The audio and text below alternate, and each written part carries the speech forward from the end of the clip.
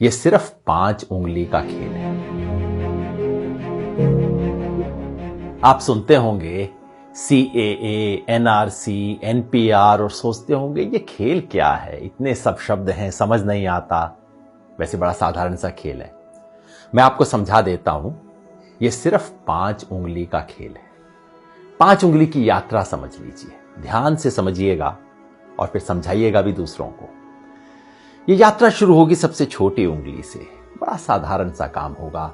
अप्रैल के महीने में आपके घर कोई आएगा, सरकारी कर्मचारी, हो सकता है स्कूल के टीचर कोई आए, कहेंगे हमें आपके घर सिर्फ गिनती करनी है, कितने लोग रहते हैं। बस नाम पूछेंगे, कब पैदा हुए ये पूछेंगे, ये भी पूछेंगे कि आपके माता पिता, चाहे हैं या नहीं है अभी, वो कहां पैदा हुए थे, कब पैदा हुए थे।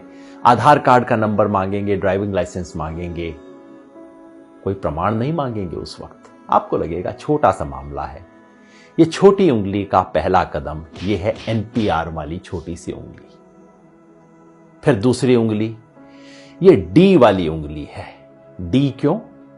क्योंकि आपके घर से जब एक बार ले जाएंगे लिख के, उसके बाद तहसीलदार के दफ्तर में, किसी सरकारी दफ्तर के अंदर कुछ टाइम बाद, हो सकता है कुछ महीने बाद, चुपचाप से उस लिस्ट का मूल्यांकन किया जाएगा और कोई सरकारी कर्मचारी उस लिस्ट में कुछ नामों के आगे D लिख देगा।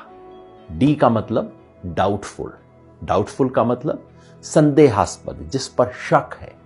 किस बात का शक है? कि ये भारत के नागरिक दरअसल हैं नहीं। भाई कैसे फैसला होगा? कानून में कहीं नहीं लिखा कैसे फैसला होगा। हो सकता है आप अपने माता पिता की आयु नहीं बता पाए हो, कहां पैदा हुए हैं नहीं बता पाए हो सकता है आधार कार्ड आपके नाम से इशू हो लेकिन आपके पास नंबर ना हो, कुछ भी हो सकता है। किसी भी आधार पे D लगा दिया जाएगा, आपको पता भी नहीं लगेगा, कोई आपसे पूछने भी नहीं आएगा और मामला तीसरी उंगली पर पहुंच जाएगा। ये तीसरी और बड़ी उंगली है, ये है NRC वाली उंगली। जिन लोगों के नाम के आगे D लगा होगा, समझ लीजिए आपके मोहल्ले में 500 लोग हैं, 1000 लोग हैं, उनमें से 50 के नाम के आगे D लग गया। उन 50 लोगों को चिट्ठी आएगी, पूरे परिवार में नहीं। हो सकता है परिवार में बहू को चिट्ठी आए, बेटे को ना आए, बाप के नाम चिट्ठी आए, पोते के नाम चिट्ठी ना आए। कुछ लोगों के नाम चिट्ठी आएगी और उन्हें कहा जाएगा, नोटिस दिया जाएगा, अब आप साबित कीजिए कि आप भारत के नागरिक हैं। कैसे साबित करेंगे? सरकार ने आज तक नहीं बताया। हमारे पास सिर्फ एक असम का उदाहरण है जहां पहले हुआ है NRC, और वहां क्या हुआ था? ना आधार कार्ड माना गया, ना राशन कार्ड माना गया, ना वोटर लिस्ट में नाम माना गया। कहा नहीं, ये सब नहीं चलेगा, आप प्रमाण लेके आइए कि आप कहां पैदा हुए थे। आज से 30 साल पहले वोटर लिस्ट में आपका नाम था कि नहीं था, पुरखों का नाम था कि नहीं था, कोई संपत्ति का प्रमाण पत्र लेके आइए।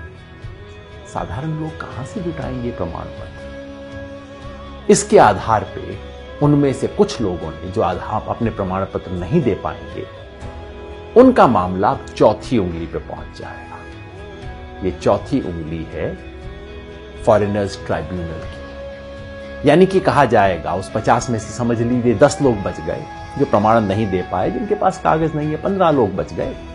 उनको कहा जाएगा अब आपको आखिरी मौका दिया जा रहा है। ये उंगली आखिरी मौके की उंगली है, आखिरी मौका दिया जा रहा है। फॉरेनर ट्राइब्यूनल है, विदेशियों की अदालत है। अब उसमें जाके आप साबित कीजिए कि आप विदेशी हैं कि नहीं। अगर मुसलमान हैं तब तो कोई चांस ही नहीं है, क्योंकि यहां अब CAA का खेल शुरू हो जाए।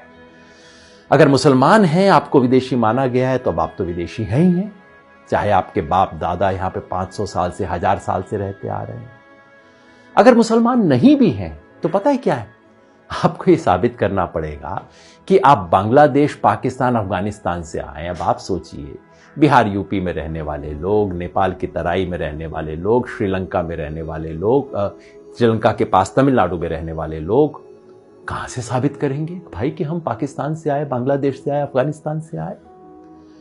फॉरेनर ट्राइब्यूनल में अगर साबित आप नहीं कर पाए, जो लोग भी साबित नहीं कर पाए, वो लोग विदेशी घोषित हो जाएंगे और मामला अब चौथी उंगली से अब अंगूठे पे पहुंच जाएगा, अंगूठे तले दबने वाला। ये है डिटेंशन सेंटर। डिटेंशन सेंटर का मतलब जेल, विदेशियों के लिए बनी हुई खास जेल।